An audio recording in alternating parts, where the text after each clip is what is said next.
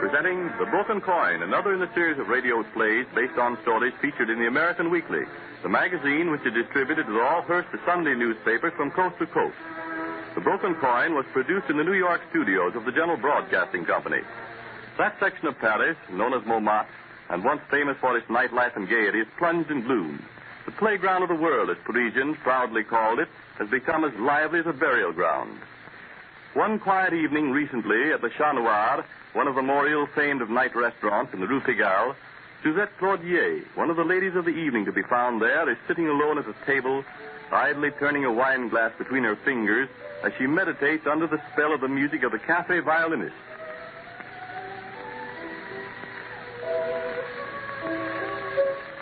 Mademoiselle Suzette. Mademoiselle Suzette. Eh? What is it? Oh. What can I do for you, ma chérie? I'm Marie Parquet. This is my first evening here. And Madame Lafleur said you'd tell me what I'm supposed to do. She said I'd tell you, eh? Yes. How well she knows where to send you. Nobody in the Rue Pigalle has been an entrepreneur as long as I have. Well, what do you want to know, ma chérie? I don't know, Mademoiselle. All the Madame said was to see you. Very well, I'll start at the beginning. We try to get as much money out of the patrons as they have. The more you can wheedle, the more money you make. Is that clear? Yes, Mademoiselle Suzette. As soon as a patron arrives, you're to rush to him and overwhelm him with attentions and dazzle him with your charms. And your perfume, you understand? I think I do. In preparing for your evening's work, Marie, see to it that you use a heavy, sensuous perfume. The patron will be sure to breathe its fragrance as you bend over his shoulder. I understand. Then, when you're seated with him, you have a sudden thirst and hunger. That's your stock in trade, ma chérie. Your professional appetite. But if I have to eat and drink with the patron, what shall I do when another comes in? That is where the skill comes in. You only pick at the food, and the eagle-eyed waiter will see to it that it doesn't stay on the table long. But what about the drink? Let the patron drink most of the bottle, but let him think that you helped considerably. But suppose he notices that I haven't? You distract his attention by being very demonstrative. You kiss him and put your arms around his neck. As you do, the waiter will substitute another bottle, which has been diluted. Then suppose the patron refuses to buy more than one bottle. For that type of patron, we have a special technique. You see this vial? Yes. What's in it? A powder, which will make him forget for a while. You mean poison? A sleeping potion. Of course, if a little too much is dropped into his glass, the sleep will be a little longer than intended. Oh, how awful. Oh, don't be shocked, Mary. It's a common thing here in Montmartre. But supposing the glasses get mixed? Suppose it would only put you to sleep, ma chérie. With me, it would be different. My heart would never stand it. One glass and tout fini.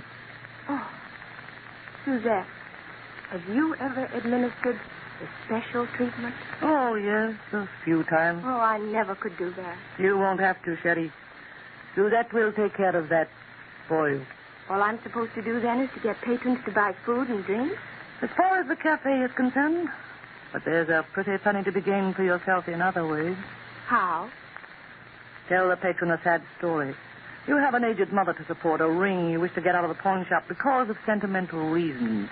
Or you have an overdue rent bill to be paid. Will he give me money if I do? Try it. You'll get twice as much as you ask for. Maybe I can do that. I'll try, Suzette.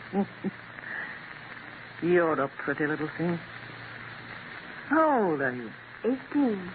18. Just the age I was when I left the convent. Were you in a convent, too? Yes. I was sent to a convent when I was a young girl. My father used to come and see me on holidays. You see, my mother died when I was small. Then, when I was about 18, Father's visit suddenly stopped. You mean he died? That's what the Mother Superior thought. I remember one evening, just at Vesper.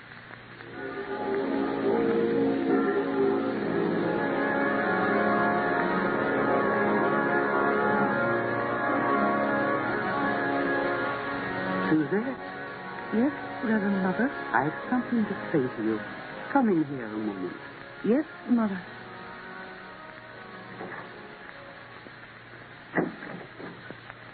Suzette, your father hasn't been in touch with you, has he? No, Mother.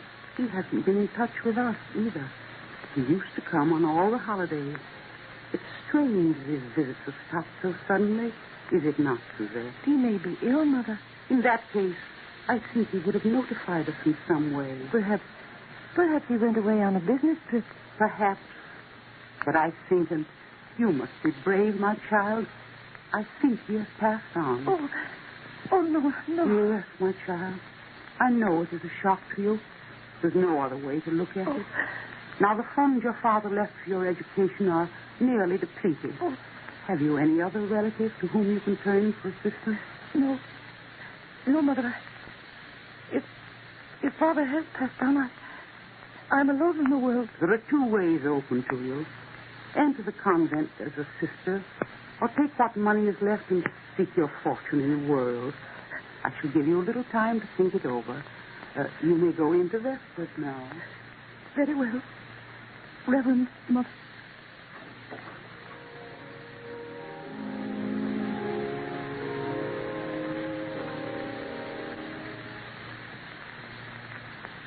You took the money, of course. Yes.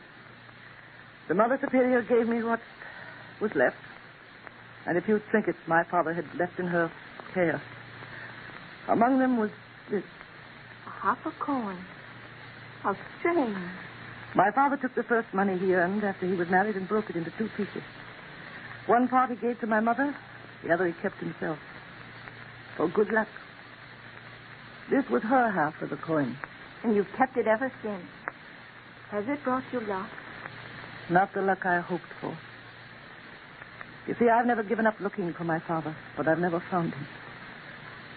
Of course, since I've become what I am, I've decided that it's no use. I'd never find him in a place like this. Well, enough of my troubles. You'd better not let Madame Lafleur see us gabbling like this. Poor Suzette. You've had a lot of sorrow in your life, haven't you? I look pretty old, don't I? You've had a great deal of trouble. People who suffer a great deal do look older, you know. You're a dear to be so tactful. You don't have to be. Here, you two. Get busy. Mary, I sent you over here to get some pointers, not to sit and chat all night. Move on. Yes, Madame Lafleur. Oh, it's my fault. I kept her. You should know better, Suzette. But I haven't time to scold now. See that elderly gentleman at that table over there? Oh. You want me to go to work on him? Yes. One of the waiters tells me he has a large roll of money with him. If we don't get it, somebody else will. Hurry now. All right. Bonsoir, monsieur. Bonsoir. You look lonely over here by yourself. Wouldn't you like a little company? By all means. Sit down, won't you? Merci, monsieur. Waiter. You look tired. Are you? A little. But that is because I've been sick with jungle fever. Oh. I've been away from Paris for a number of years. Indeed. Is it? Champagne, waiter. Winter. Yes, it's been a long time. Have you ever searched for someone and not found them?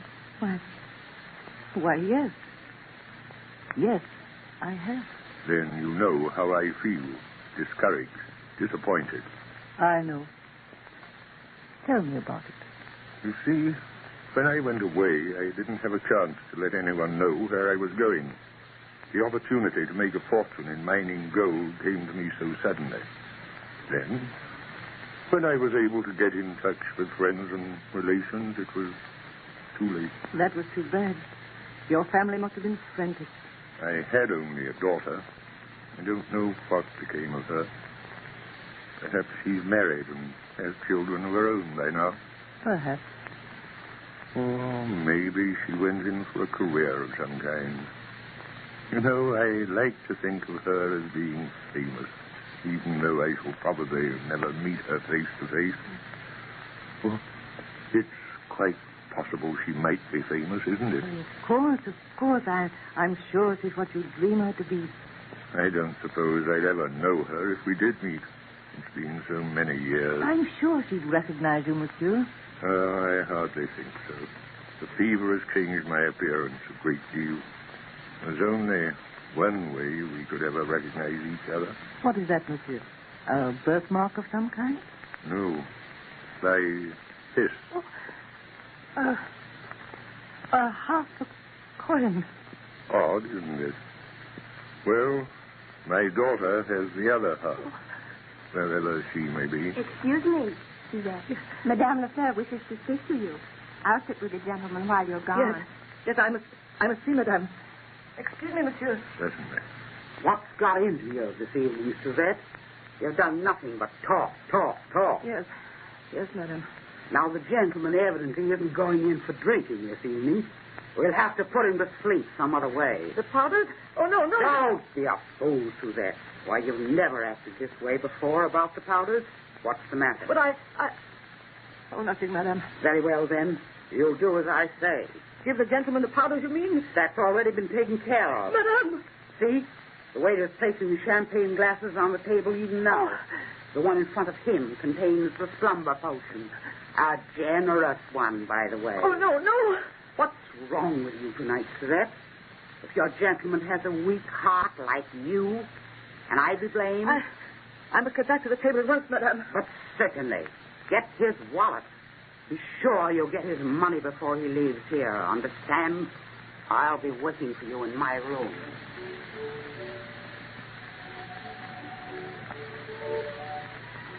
Oh, you're back, Suzette. Yes, I'm back. You can leave us, Marie. Of course. Bonsoir, monsieur. Bonsoir, mademoiselle. Well, mademoiselle Suzette, shall we drink a toast? Wait, monsieur. Eh? Why are you changing the glasses? This one is fuller. You ought to have it. No, here. You keep it. Oh, please change with me, monsieur. But why are you so insistent, mademoiselle? I've told you, this one is fuller. Well, I'll drink this one, thank you. Oh, no. Here, what are you doing? Stop. That's mine you're drinking. Yes. And now, my own. Now you must go, monsieur. Flee for your life. I don't understand. After your money. If you don't go now, while the madame is out of the room, you'll never go out alive. This is a wicked place, monsieur. You're in great danger. Why should you warn me like this? Because you're an old man. You've suffered enough. You don't deserve to die like this. Now go quickly. But, mademoiselle... Oh, do you hear me? Go at once. Very well, but what about you? Oh, I shall be all right. Now.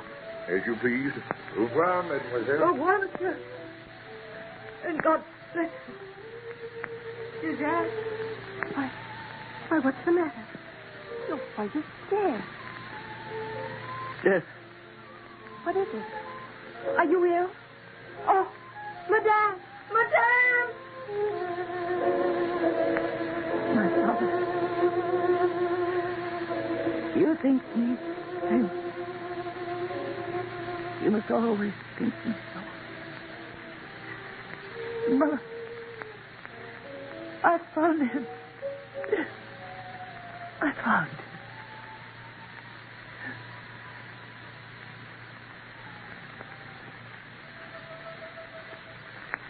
The radio drama which you have just heard was inspired by an exclusive story appearing in next Sunday's issue of the American Weekly magazine. You will find it under the title, Dismal, Deserted Resorts of Gay Paris Nightlife. This is but one of the many interesting true life stories and articles appearing in next Sunday's issue of the American Weekly, the magazine which is distributed with all Hearst Sunday newspapers from coast to coast. This is Wentworth announcing, and wishing you in behalf of the American Weekly and the entire Hearst organization the very happiest of all New Year's. Full details concerning the many stories and articles to be found in next Sunday's American Weekly will now be given to you by your own announcer.